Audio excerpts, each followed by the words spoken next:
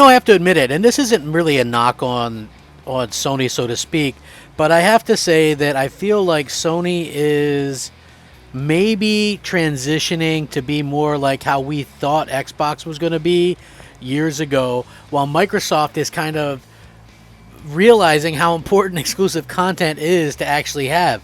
Now, it's almost as if, for some reason, I never liked Jim Ryan, and I don't trust Jim Ryan, and I don't trust Phil Spencer, so to speak, either, but you have to give credit where it's due, and I feel like Phil Spencer is, one, he's a gamer, and two, he at least has some kind of inclination as to what to do to be pro gamer. Jim Ryan just seems to, do whatever comes in his mind, and I don't trust that.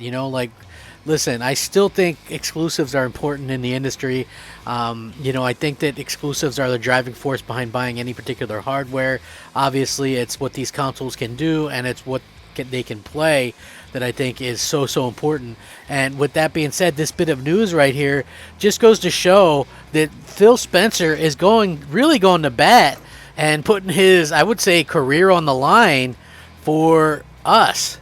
And even though I've had my ups and downs with Phil, I still think that this is a tremendous thing that he's done. And this is a really interesting topic, and these announcements and this stuff like this that came out today, incredible to hear. And I know you guys are going to want to listen to this video because it's going to be that good.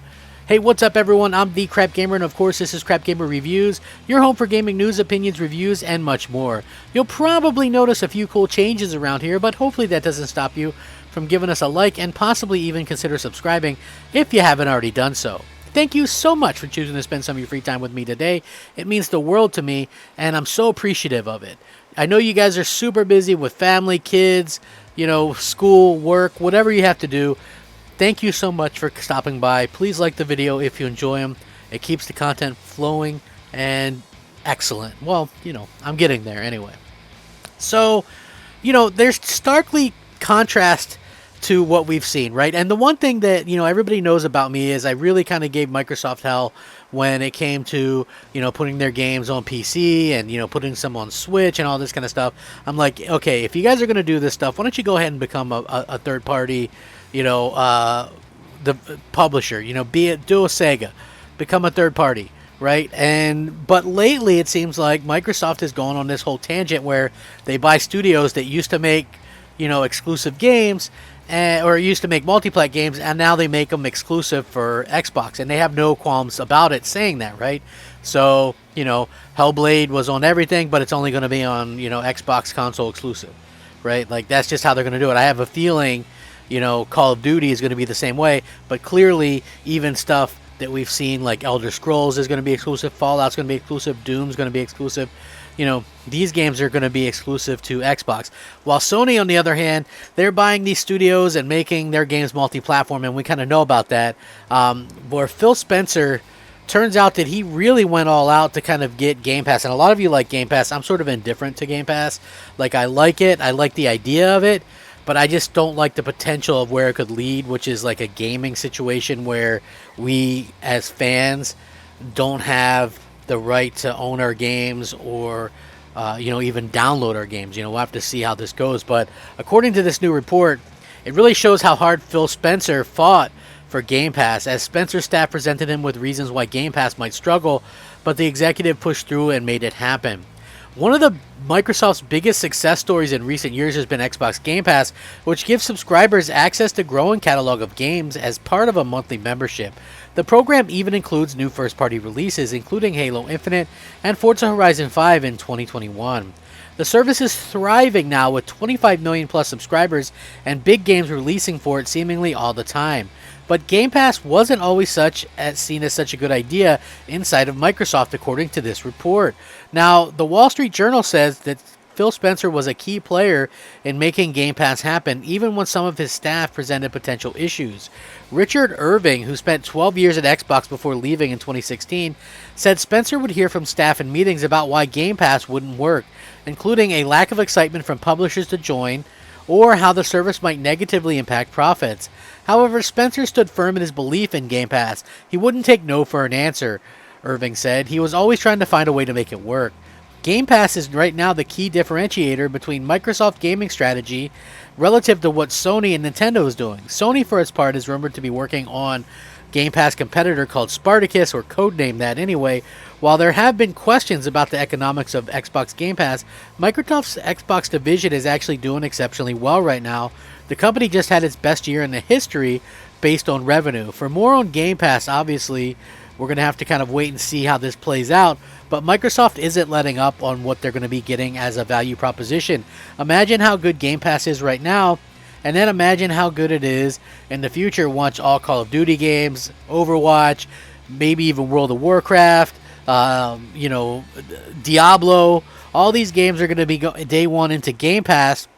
And there's going to be a huge influx of Activision games and Blizzard games put into Game Pass once this thing goes through. So we're going to see a lot of these things kind of play out extremely well and excitingly well for Microsoft. So hopefully we can see a lot of people kind of just continue to be excited for the future of Xbox, whether you're into Game Pass or not. I just think that the value proposition is going to be extremely exciting. Like for me, like I said, to me, I'm not the biggest Game Pass aficionado. Like I've downloaded some stuff. I've used it more lately than I have previously just to try stuff out. But I still, stuff that I know is gonna hit. I'll pretty much buy it and kind of do things that way. And I hope to see, people continue to do the same thing. Like I still think it's critically important that gamers still buy games and support developers and things like that. That's pretty much just how I feel. I do think that it's going to be something that we kind of hope to I'm not sure what Sony is going to do, but Sony is obviously going to have to do something.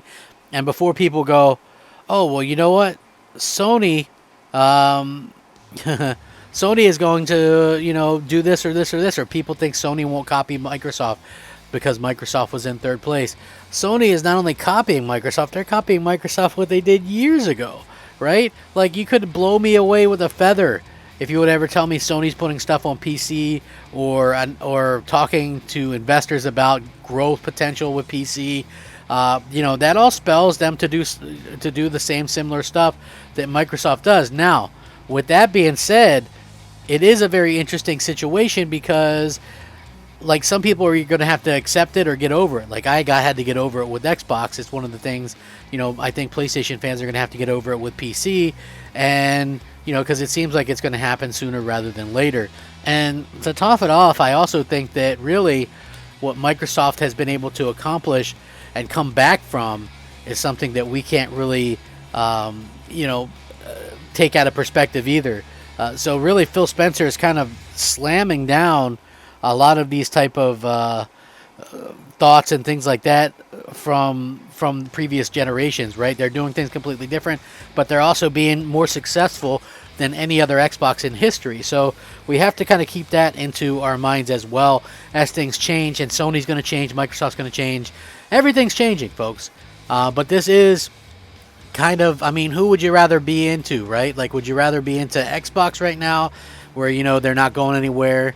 They're all investing in all these 30-some studios, probably 50-some teams by the time you count all the double teams, and then you've got Sony, who seems to be trying to haphazardly follow what Microsoft was doing years ago. Like, it's just such a weird situation for me personally. Let me know what you guys think, though. Sound off, rate, comment, subscribe, rack 'em up, fact 'em up, Crap Gamer 'em up. Thanks for watching. Crap Gamer out.